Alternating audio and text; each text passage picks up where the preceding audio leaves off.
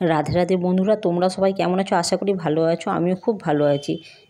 আমি মুগ ডাল দিয়ে চাল কুমড়ো ঘন্টটা রান্না করেছি। আজকের রান্নাটা সম্পূর্ণ নিরামিষ একটি রান্না, অসাধারণ একটি টেস্টি। প্লিজ বন্ধুরা একবার চাল কুমড়োটা রান্না করে খেয়ে দেখুন, আশা করি ভালো লাগবে তোমাদের।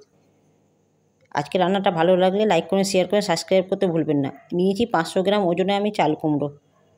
প্রথমে চাল কুমড়োটা আমি ডুমো ডুমো করে ছিলে কেটে নিয়েছি, ধুয়ে নিয়েছি। তারপরে আমি চাল কুমড়োটা একদম সরু সরু করে কেটে নেব। চাল কুমড়োটা আমার সরু সরু করে কেটে নেওয়া হয়ে গেছে। একদম সরু সরু করে কেটেছি। খুব সুন্দর রান্না হবে, সেদ্ধটা খুব তাড়াতাড়ি হয়ে যাবে। তাই জন্য রান্নাটির জন্য নিয়েছি গোটা জিরে, শুকনো লঙ্কা, তেজপাতা ফোড়নের জন্য। আর এখানে গোটা মুগ ডালটা আমি হালকা সেদ্ধ করে নিয়েছি, খুব বেশি সেদ্ধ করিনি, গোটা গোটাই আছে। কড়াইয়ে বসিয়ে দিয়েছি সর্ষের তেল। প্রথমে দিয়ে দিচ্ছি শুকনো লঙ্কা ফোড়নটা আমার হালকা ভেজে নিয়েছি শুকনো লঙ্কাটা। এইবার দিয়ে দিচ্ছি আমি গোটা জিরেটা এবার ভালোভাবে ভাজা হয়ে গেলে তেজপাতা দিয়ে আমি ফোড়নটা ভালোভাবে ভেজে নিচ্ছি। এবার দিয়ে দিচ্ছি চাল কুমড়োটা দিয়ে আমি ভালোভাবে ভেজে নিব। প্রথমে 10 মিনিট মতো ভেজে নিব। তারপরে দিয়ে দেবো সামান্য পরিমাণে লবণ, দিয়ে ঢাকা দিয়ে 10 মিনিট রাখবো। 10 মিনিট হয়ে গেছে, এবার আমি তুলে নিচ্ছি ঢাকনাটা। এবার দিয়ে দিচ্ছি সামান্য পরিমাণে হলুদ। এবার আমি ভালোভাবে মিক্সড করে নিব হলুদটা চাল কুমড়োর সাথে। ভালোভাবে মিক্সড করা হয়ে গেছে আমার। এখনও হালকা সেদ্ধ হয়েছে, সম্পূর্ণ আমার চাল কুমড়োটা এখনও সেদ্ধ হয়নি, একটু সময় লাগবে সেদ্ধ করতে।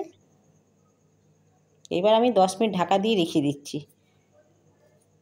10 মিনিট পরে ঢাকা তুলে এবার দিয়ে দিচ্ছি সেদ্ধ ডালটা ভালোভাবে এবার চাল কুমড়োর সাথে আমি মিক্সড করে নিচ্ছি। এবার দিয়ে দিচ্ছি আমি গোটা জিরে, 1 চামচ গোটা জিরে, 1 চামচ জিরে গুঁড়ো পাউডার দিয়ে আমি ভালোভাবে কষে নিচ্ছি। তারপর দিয়ে দিচ্ছি সামান্য পরিমাণে জল দিয়ে হালকা নাড়া দিয়ে আমি এবার ঢাকা দিয়ে দিচ্ছি। এবার দিচ্ছি সামান্য চিনি দিয়ে ঢাকা দিয়ে 10 মিনিট রেখে দেবো। 10 মিনিট পরে আবার আমি সামান্য লবণ দিলাম। লবণ দিয়ে এবার আমি চাল কুমড়োটা ভালোভাবে কষে নেব। আর একটু সামান্য জল দিয়েছি, একটু সেদ্ধ হতে বাকি আছে, ভালোভাবে সেদ্ধ হবে, তাই জন্য একটু জল দিয়ে দিলাম।